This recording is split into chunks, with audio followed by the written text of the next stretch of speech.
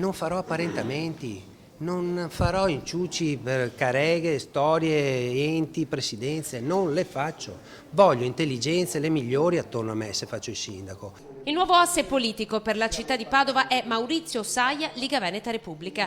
Il giorno dopo l'annuncio dell'accordo trovato tra Lega e Forza Italia, con Bitonci candidato e Lodi probabile vice, Saia convoca una conferenza stampa per fare chiarezza. Ammette di essere stato cercato ma nega ogni possibilità di finire nel calderone degli accordi. Se io voglio continuare sinceramente e seriamente questo percorso, io, anche se chi mi sta attorno mi sta dando botte in testa per questo, perché non dovrei dirlo, e invece io continuo a fare una campagna elettorale di estrema trasparenza. Se io vado al ballottaggio non mi apparento con nessuno. E sono 6 le liste che appoggiano Maurizio Saia, ma il numero potrebbe crescere.